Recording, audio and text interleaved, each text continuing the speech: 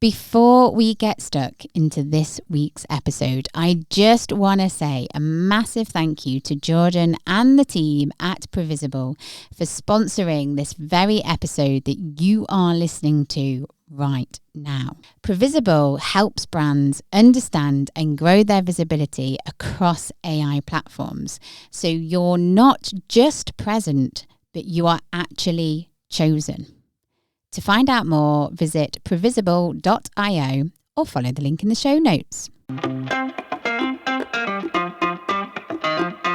Now, wouldn't it be wonderful if there was a cure for imposter syndrome? We all have to deal with it. I know it sneaks up on me time and time again. And the funny thing is, how can you be an imposter to something that you've been invited to? Most of the times we struggle with these feelings of imposter syndrome. We've either been invited to contribute, or we definitely have a right to be wherever we are at that moment. I remember getting bad imposter syndrome for my very first Brighton SEO talk. But then someone reminded me that I pitched a talk. That pitch got accepted. I was then invited to deliver that talk, and I was about to go on stage and talk about something that I was really passionate about. This week, I have Dhea Mohammed joining me on the podcast to talk about this very topic. This week, I have Dhea Mohammed joining me on the podcast to talk about this very topic. Who is Dhea? Dhea is a full-time digital marketer at Forrest Digital who likes to make content for her personal development account in which she explores what it means to live and enjoy your days. In this episode, she shares how imposter syndrome shows up for her, when she first realised it was a thing, what she has learnt about it along the way, and of course, practical tips you can implement to help you better navigate this situation. We always promise you those practical tips, strategies, those activities that you can implement. Quick ask, if you enjoy what me and Tasmin are doing in the podcast and you're not already, make sure you subscribe, maybe give us a review, to the podcast wherever you are listening right now. That way you get notified whenever there is a new podcast episode for you to enjoy. Okay, without further ado, let's crack on with this conversation.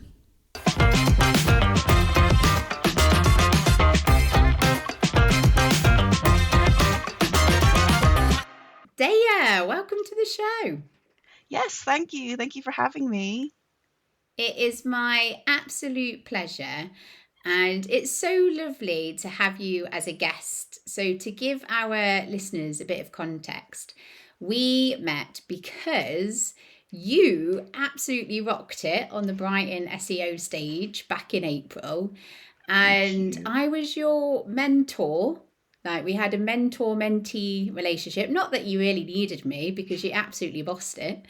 But yeah, and it's super lovely that that's how we came together. We worked on that. You delivered a talk, and now you're crossing another thing off your list and coming on a podcast. Yes, well, I always try to do, I've got it on my mood board / vision board, is don't spend another year doing the same things. And so whenever something new comes up, I always try to push myself out of my comfort zone. And it turns out, my comfort zone is actually a little bit bigger than I initially expected. And this is actually not as scary. So yes, but I'm very, very happy to be here as a guest. The Brighton SEO experience was such a lovely first time speaking experience, and getting to know you as the mentor-mentee was really, really fun and really supportive overall. So yes, very happy to be here as a guest. And you've obviously caught the bug for speaking, because now, you're putting yourself for more opportunities. I've booked on for another talk in September, so that's Tees Expo. If anyone is local in the Teesside area, I will be speaking there. And I've also joined your podcast group because I'm thinking maybe it would be nice to be on the other side of the microphone as well. So, Definitely, definitely. And I can personally vouch for you as a speaker. So, yes, definitely. If you're in that area, we always, anything that we mention mhm, during the episode, we always pop it in the show notes. So, we will mhm. pop a link. What was the event called again? Tees Expo. Tease T, X. yeah, because Yeah, it's Teesside. So, link in the show notes and then you can check that out. Now, today we are talking about something, and in my notes, I have capitalized all can relate to, and that is imposter syndrome. mhm. Now, I know that even that word can cause a little bit of heart palpitations and Already. it doesn't really make us feel nice. So, first things first, how does imposter syndrome show up for you? And when off the back of that, how did you realize it was a thing and it had this name? Okay, yes. So I don't think I really learned the name imposter syndrome or put a meaning to what I was feeling until the start of my marketing career. So that was about 5 years ago now, 2021. And I was speaking to my manager and I was telling her I feel really insecure about how I'm doing. It's on top of the fact that I was new in the industry, new in this position as well.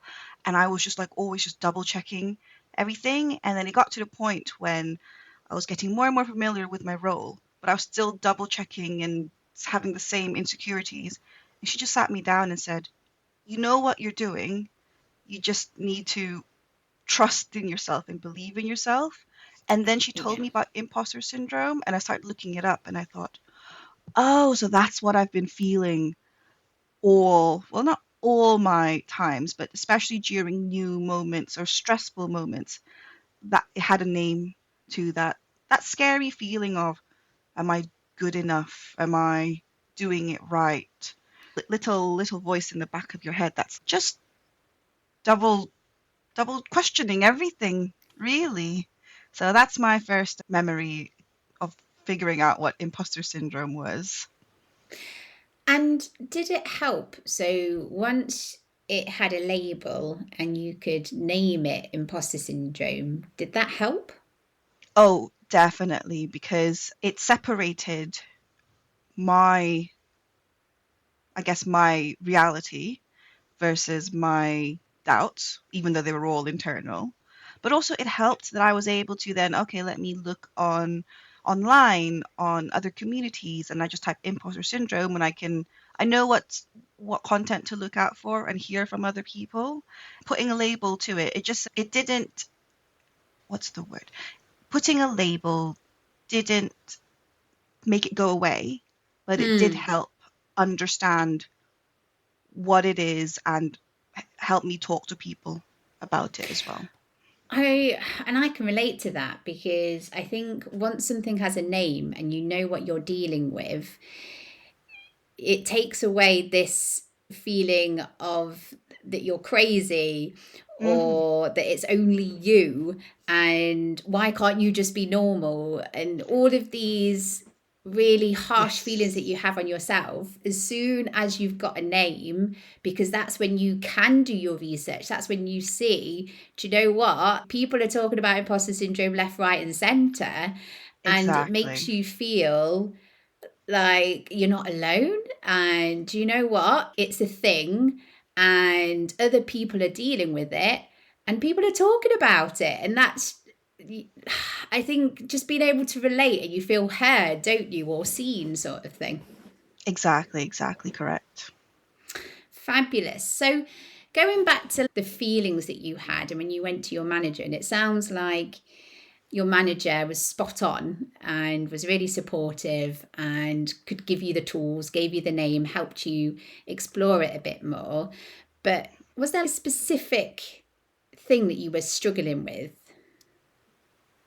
Now, let me try and cast it back. It was 5 years ago now, so Come on about Dhea, 5 years ago, easy. I can't even remember what I had for breakfast yesterday. let me go in my way back machine of my brain.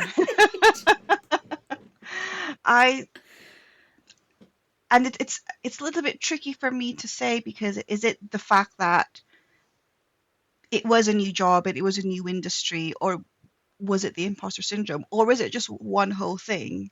But I distinctly remember it was about 6 months into the role. And that's when I was like, I had my, so I started as a digital marketing apprentice, and I was started out with the more optimization tasks in the PPC agency. So this is like search term reports, keyword research, stuff that kind of happens in the background. And I believe it's when I started to be involved more with, okay, let's bring your research to the client, or let's bring your research into the campaign strategy. And I'm like, whoa, that's real. It's no longer just within the internal team, or it's a bit more real when it involves a client.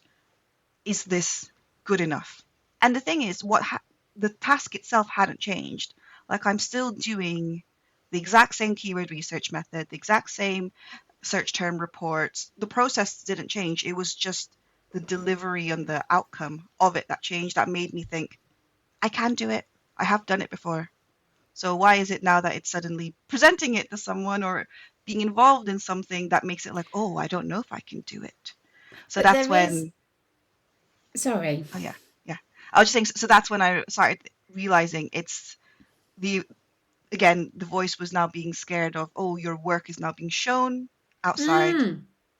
Exactly. Because like I said, I first I thought I had imposter syndrome, that I'm not doing the tasks properly. But then I'm like, no, I've done it before already, and I've done it multiple times, and I've got good feedback for it. So what is it that's causing it different? What caused the imposter, the little noise, the little voice in your head to start speaking? It's because of how the delivery has changed, but the task hasn't changed, and that helped me build my confidence a little bit.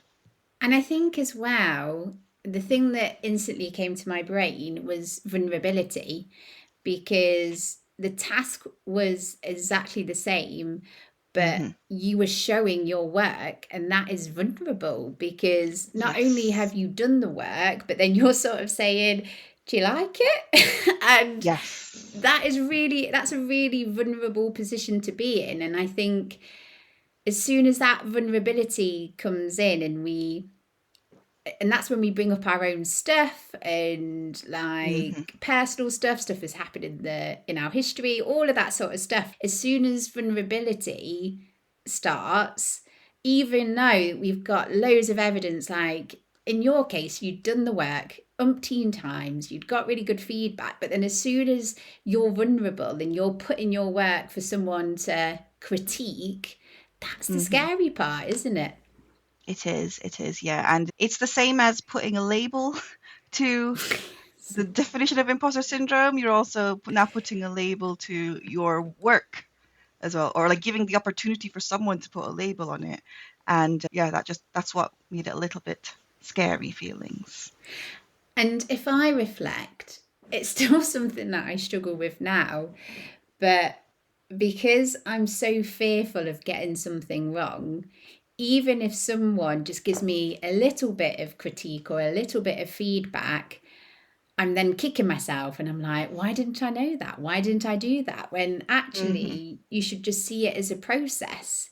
And especially if you are working with a client for the first time, or you're working on a project for the first time, or you're doing something that's a bit new, or anything like that, of course, people are going to see things differently to you. And they're just going to give you constructive feedback, or they're going to ask questions. But again, that is something else that can get the defenses up of, I'm not good enough. it should just be, Totally. that's great, Sarah, move on to the next thing. But that's just not how life works, is it? Totally. And I do want to talk a little bit about, because we started this conversation about imposter syndrome during my mentorship as part of the Brighton SEO thing. And I'd like to talk about how I thought, and as you say, it's a process. It's a process, you can only know what you know at the time. I thought 4 years, 5 years into my career that I was better at managing the imposter inside my head. And then comes Brighton SEO. And I mean, you'll remember, Sarah, I was so nervous. It was my first time talking at a conference at all, let alone at that stage, at that size.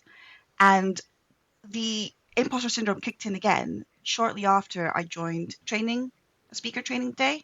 Lovely day, enjoyed it completely, learned so many new things, connected with lovely people. But I couldn't help think, oh my gosh, there's tons of people in this room who have had so much more experience than me in speaking in the industry. What am I doing here?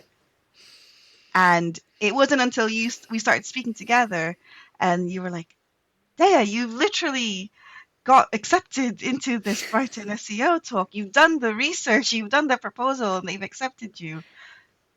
You don't need to think. You don't. You need to be more confident in yourself, basically.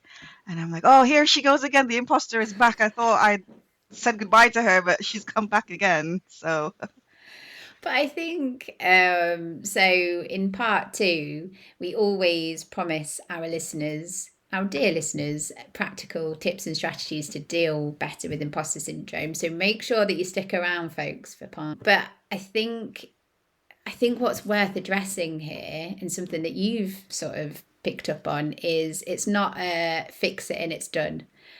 mm-mm. It's gonna constantly rear its head, especially if you're someone who is pushing themselves, trying new things. There's always gonna be like little Sarah that's gonna be cautious. Like, Sarah, should you be doing this? Sarah, can you do this, sort of thing? And it's just, I'd love to say that there is this magic formula and you can just fix it, but our brains, humans, things don't work like that. And even if we're feeling really, really confident and we do the thing, as soon as we get that one comment or that one bit of feedback, it will start it again, won't it? So, yeah. I mean, here's a good question to end part one on.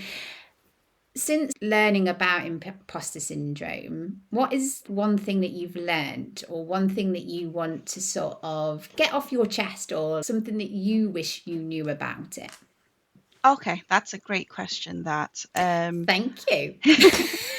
I'm going to try and think, if what would I like to have heard 5 years ago when I first had these insecurities of imposter syndrome, is number one, it's normal.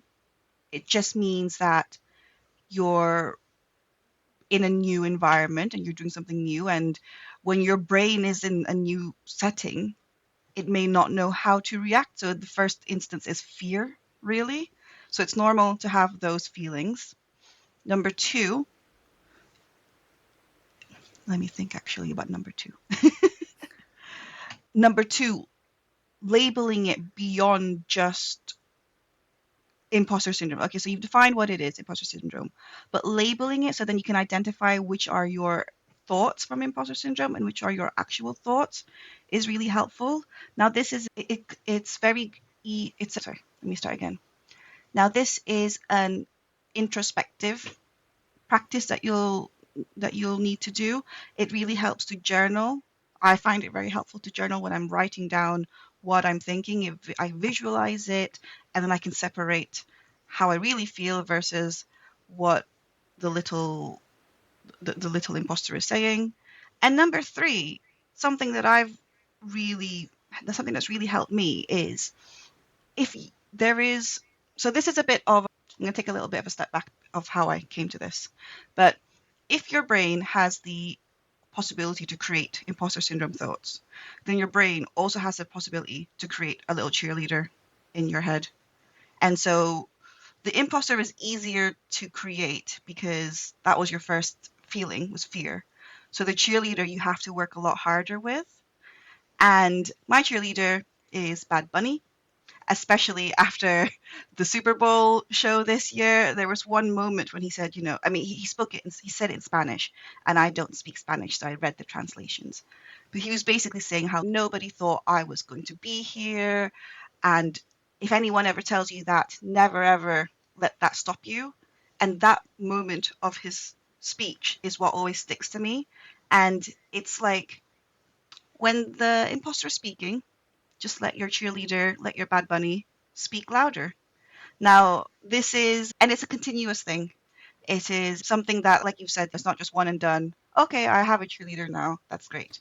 You have to keep, like, if you keep it to the analogy of the cheerleader, you have to keep training the cheerleader. She has to strengthen her muscles. She has to remember her cheers. She has to know what the routine is and stuff like that. So it's a skill that you need to keep practicing.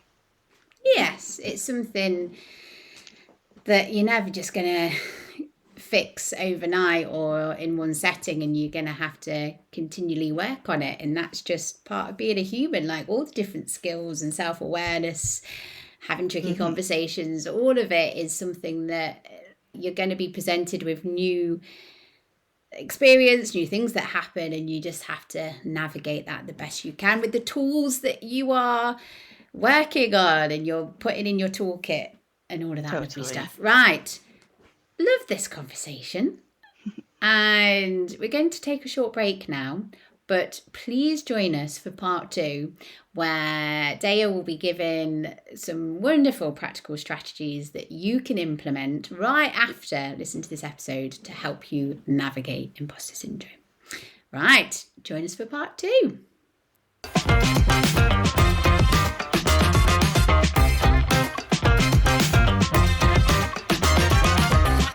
Now, most marketing teams are still optimizing for clicks, but the way people discover brands has already changed.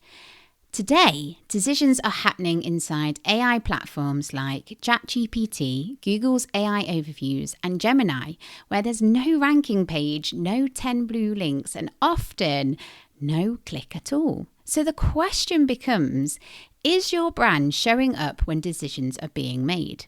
Previsible helps companies answer that question and, more importantly, act on it.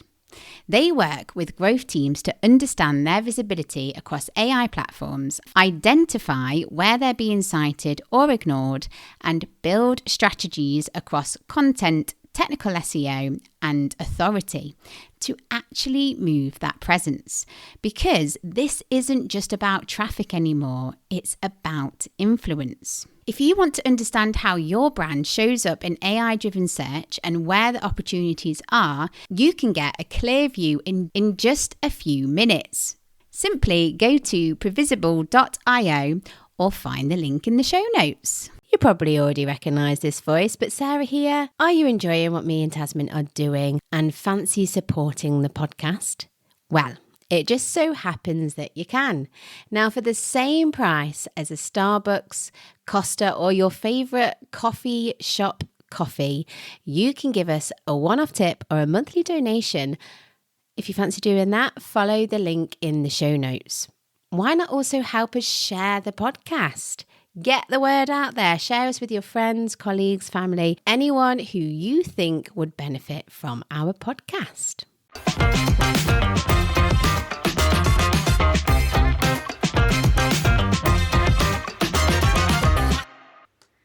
Dhea, are you still with us? Yes, I'm still here. I need to find another way of bringing my guest back in to part 2, because that's a weird question, isn't it? Yeah. Like, I'm still here. I'm still real. Yeah. Someone was like, I haven't just died all of a sudden and I'm not here anymore. And I was like, okay, yes, true. I think Checking in, the status of me is still alive. Think of something else to say, and I still haven't. So I'm having a lovely time. Listeners are undoubtedly having a lovely time, and I hope you're having a lovely time too. Of course I am. Yes, I'm really enjoying this experience. And part of the reason why this podcast exists is, yes, we give people practical tools and strategies, but it's also a platform just to talk about this stuff and for people to share their own experiences, get a bit vulnerable, because I think that's how people start to relate and be like, I get what Dhea is saying. I understand someone is speaking my truth. So, yeah. And imposter syndrome is something we can all, capital letters, remember, all relate to. Right. So, part 2 is all about practical tips. Now, you have technically spoilt our listeners, spoilt me, because you've already given some tips at the end of part 1. And I loved the Bad Bunny cheerleading, internal cheerleader. And I need to think of a good name for my internal cheerleader. I love that. Yes. Yeah. But we can talk more tips, we can talk more strategies, and maybe we can get a bit more into them and explore them in a bit more depth. And I just want to start by saying something that we spoke about when we were discussing this topic is some of your imposter syndrome was from being the youngest in the room or the earliest in their career in the room. So Yes. this is something that a lot of our listeners, I can relate to, everyone can relate to. So should we first start with a strategy or tip that is specific for that area? Totally. That's a good place to start. So I remember when I was starting out my career in digital marketing, and again, being the youngest in the room in meetings, being around people who are more experienced, more higher up in the manager, in the company hierarchy, for example, and just thinking, what am I doing here that can bring a positive contribution? What can I contribute to, basically? And this is a bit of a practical tip for people starting new in a career, is that's not a good thought to have during the meetings, because then you will be thinking about that rather than the meeting. So a suggestion that I would give is being present. And being present is a skill that is applicable to all parts of life, but especially in this circumstance, is the more present you are in your environment, the less energy you have for the imposter to speak up, really. And the more present you are during the activity that you're doing, the more confident you can become when you do it more and more often, because your body is and your brain is thinking, I've done this before. This is how it went last time. Here's what I did last time. I can do it again. So that is my first tip. You were going to say something, Sarah? Yeah, because I've never thought about this, but you're so right. Being present in what is happening, all your energy, especially like even if it's a one-to-one meeting, you've got to keep up with what's being said, or if there's multiple people, Mm-hmm. or yeah, being really present and switched on is a great way to quieten that other part of your brain, because you can't do both, can you? It's not humanly Exactly. possible. And Exactly. you said it really well, that the more present you are, the better that you're going to be able to input, Mm-hmm. or everyone, when they're active listening or being present, they're going to pick out different things. And maybe there's something that's not been brought up, but is like a massive flag for you, that you can be like, we need to talk about this, we need to address this sort of thing. So, Exactly. And that does bring on to my second point, is a way to be present during activities that you're doing that you're feeling a little bit insecure about, is taking 5 minutes, 10 minutes, 15 minutes, however much you need beforehand to prepare yourself mentally, and just reminding yourself, what you're doing there. And also, you're there for a reason, especially in the professional environment and for people starting out in the career the first time.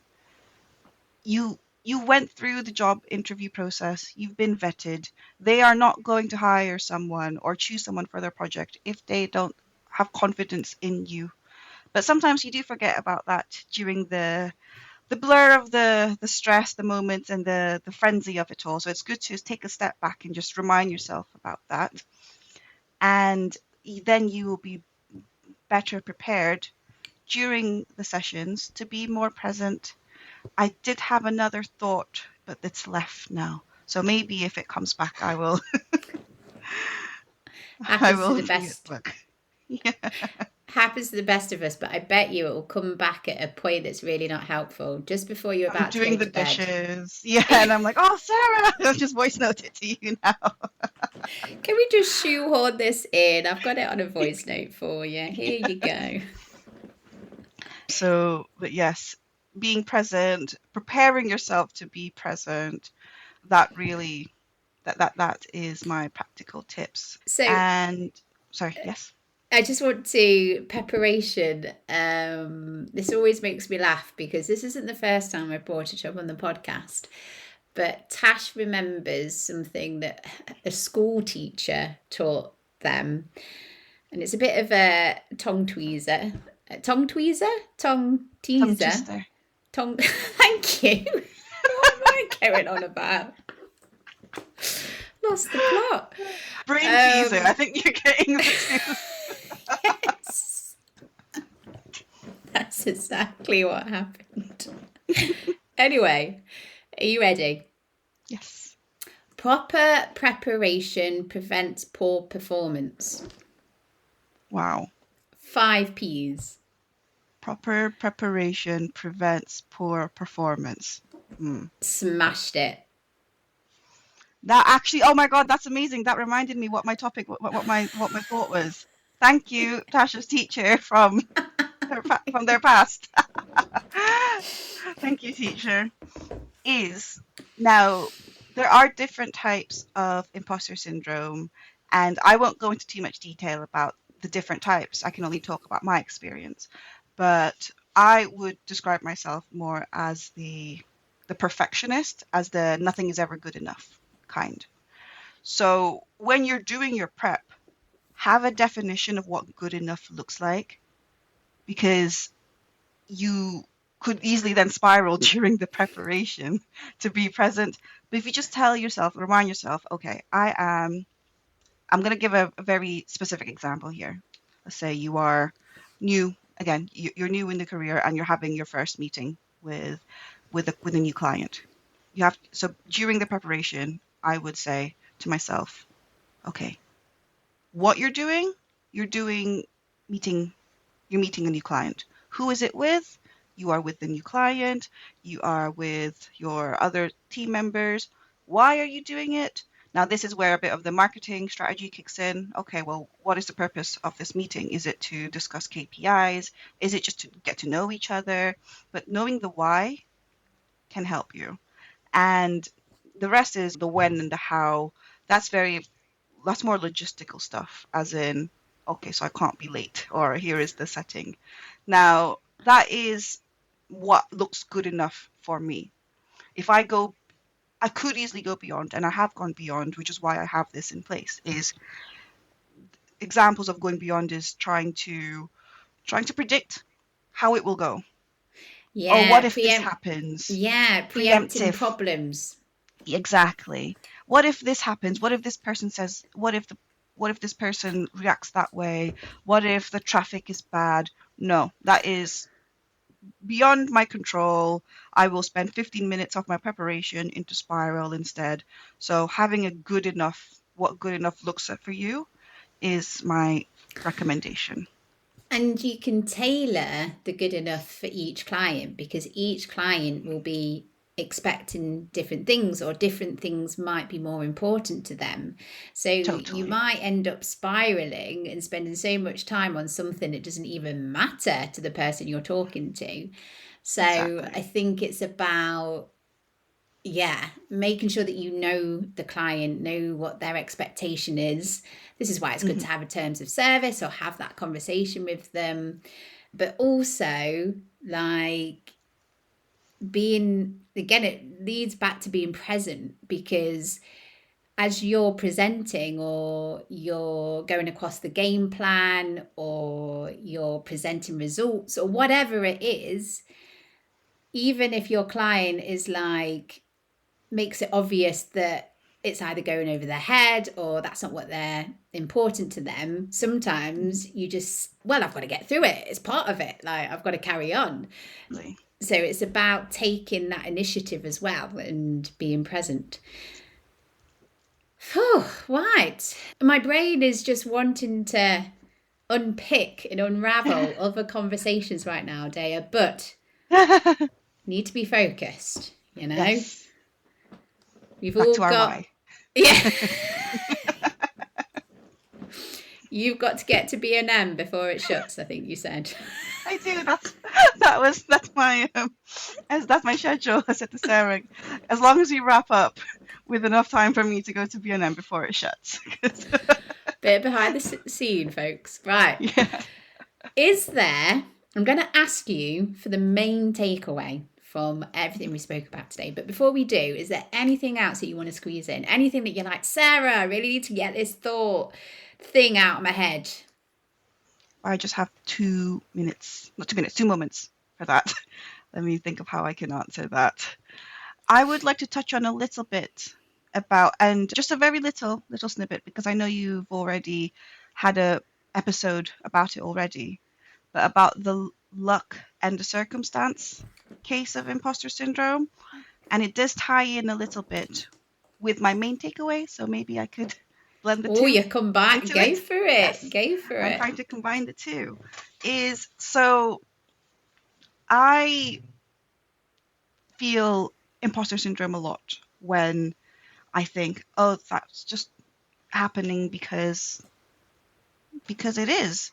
It's not because I worked hard for it, or maybe because I knew someone in the decision making, and that helped the project get signed off, or I'm in this position because of connections. That all can be true, as well as you worked hard to get there. Now, being able to get to that understanding takes a lot of introspection and just a lot of time in your head, really. Getting familiar and getting friendly with yourself is the place to start. Don't be scared about talking to yourself, whether that's journaling, whether that is reflecting through little videos, or just chatting with a trusted friend, joining a community. The more you know yourself, the better you will then be at understanding what's happening inside of your head, and also what's actually happening in reality. That would be my main takeaway, is getting to know yourself, really. There's many ways you can do it. And I'll try not to overwhelm you all, because then you'll think, oh my gosh, which one do I start? Just start with the one that feels most natural to you. So like I said, is that perhaps journaling, if you are a bit more of an introspective thinker, that you really want to go through your thoughts? Are you perhaps more extroverted? Then a community would be a good avenue. There's a really great community out there that I've got loads of support with, the Women in Tech SEO community. I've met the community in person, but also online, so it's international. Perhaps you are a bit more of a bit of both. A bit, you are, what's it called? Not introverted, extroverted. What's the in between? There's Oh, a term for it. I don't know. You've got me there. As in, I like, thought there's a it's term. Well, you can be an a bit of both. introverted extrovert and a extroverted introvert. I'm thinking, is ambivert a word? But I know that's because of ambidextrous. So maybe I'm getting my stuff mixed up. But basically, maybe you are a bit in the middle, and you think, oh, I do not have the patience to journal or to type it up, because I don't want to do that. Also, I don't want to talk to people. Well, then just talk to yourself. Maybe put your phone up, record, and then delete it, or record and Mm. then it's put away. You don't need to publicize it. It's just a way of getting your thoughts, whatever's going in your head, outside of you. And then the more you do that, the more you are then able to understand, oh, those are my thoughts and those are my insecurities. And those insecurities, some of them belong to me, some of them don't belong to me. Let's work on the ones that do belong to me. So that's my takeaway. Get to know yourself better. Self-awareness, isn't it? Exactly. And yeah, it is. It can feel a bit alien at first when you're doing this sort of stuff for the first time. But I remember doing my first bit of journaling and I felt so much better because it's amazing, isn't it? Once you just get everything that's running on in your head Hmm. down on paper. Because a bit before I was like, surely this can't work. Like a little bit, a bit of Yeah, it's like it's just surely not. writing. Yeah, Yeah. but oh my days, like Hmm. it just lifts stuff for you, doesn't it? And I think it gives you that permission to let go because it's out and you've written it and you've documented it somewhere. I So love all of that that stuff permission to let works. go. I love that phrase. Let Yeah. it go, let it go. No one needs to hear my singing, sorry, got carried away. So going back on the luck and circumstance, I will Hmm. link to that episode that we did with Mel in the show notes because that's a great follow on from this episode because Hmm. yeah, like it was such a good conversation. Can you create your own luck? Well, you're going to have to listen to the episode to find out. Not going Hmm. to give it to you for free. Okay, last two questions to squeeze in. I know Hmm. B&M, the closing time is the shutters are coming down. Yeah. So, so sorry. They should sponsor the next episode now. We said their name so many times. Anyone who doesn't have a B&M, they're going to be like, what the hell is a B&M? What's going on? It's a dream. It's a place of dreams. So I'm really derailing myself. Stay on track. Dhea, someone awesome to follow. Doesn't have to be in the industry, can be in the industry, but anyone that you recommend following. Yes, I'm going to make sure I pronounce her name correctly.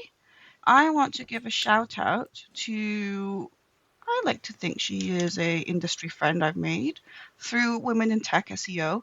She is Josephine Rudolph. I believe you know Ah, Josephine Rudolph as well. She's very big she's a big community member. I I'm in the Women in Tech SEO Discord. Sorry, not Discord, Slack. Completely other channels now. I'm in Discord for other things. But anyway, I was in the Women in Tech SEO Slack, and I was just looking at other people who have been a bit more active and going through having similar thoughts as me. And I DM'd her like, "Hey, that was a really interesting topic that you put out." It was 2 years ago, so I just chatting with her a bit more about it, and she's been super super friendly. I mean, I've never met her, but because of connections, I know of her. And something that we were just talking about is if you want a village, you have to be a villager. And that's mm, what it was like to me, where I didn't know her personally, but I asked her for help and she helped me. And then she realized, oh, actually, I think I recognize you from the SEO live podcast recording with Search with Candor. And she thanked me for supporting. And I'm like, yes, of course. I want to have a village. I want to have a community. I will be the villager. So shout out to Josephine Rudolph. She is very active on LinkedIn. She's a breath of fresh air on LinkedIn where everything is very polished. Then comes in with her coffees and her slice of life posts. love Josie. Such a good egg. Egg, I said that word. Yes. Such a good egg. Great recommendation. I'll make sure that there's links to her in the show notes. And if I think of Josephine or Josie, as some people might know her of, yes, lattes, coffee. I need to stop, don't I? My brain is just a mush. I also think of her of ballet as well. Yes, that's true. Mm, She's got her personal branding, ballets, and coffees. exactly. The best. the best kind of branding. And Dhea, where are you? If people are like, lovely, I want a bit more of Dhea. I want to see what she's doing. I want to see more content. I want to see all the speaking gigs, the podcasts. Let me have it. Where are you? So, if you want more of me, I am on LinkedIn. I am at Dhea Mohammed. That's where you'll find all my marketing stuff. I do PPC and HubSpot strategy.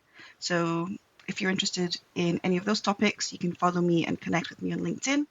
I am also on Instagram as the Living by Day Project. That's just a fun side project I do to help with my mindfulness, my mindset, and just enjoying life a little bit better. So my name Dhea, my nickname is Day, and I'm also trying to enjoy my days. So that's the Living by Day project. Love it. That's where you can find me. And also likes coffee and ballet. No. Well, no, actually, I'm kind of not the opposite. I'm like a different flavor. I like matcha and commercial dancing. Oh, nice. But you won't find any of that there, no, so I don't know why we brought that. Fabulous. Well, Dhea, thank you so much. This has been a wonderful episode. I feel like we've covered a really important subject, given it a platform, given it a spotlight. We've talked about it. You've given so many, the royal we, you, Dhea, you have given so many tips and strategies that people can start implementing anytime they feel that dreaded imposter syndrome. And the only thing that I need to do, sorry, a little bit of admin, but if you do enjoy what me and Tasmin are doing with the SEO Mindset podcast, you can support us. You can support us for as much as a coffee, a matcha coffee, a tea, whatever your flavour is, as much as that one-off payment. And we'd be very eternally and grateful. Big shout out to anyone who has done that, because obviously there are costs involved in running a podcast. And also the best way to spread the SEO mindset and our episodes is word of mouth. So the next time there's an opportunity to say you need to listen to the SEO Mindset podcast, here's a cracking episode, please do. Please do. That would be ever so wonderful. Right. That's it, I believe. So, Dhea, let's say goodbye. Take care of yourselves and until next time. Bye. It was lovely. Bye.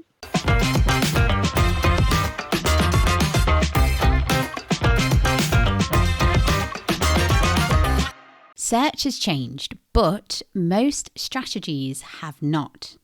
If you're still measuring success purely on rankings and clicks, you're missing where the real decisions are happening. Previsible helps brands understand and grow their visibility across AI platforms, so you're not just present, but you're actually chosen. If you want to see where your brand stands and how to build trust in AI-driven search today, simply visit previsible.io or find the link in the show notes.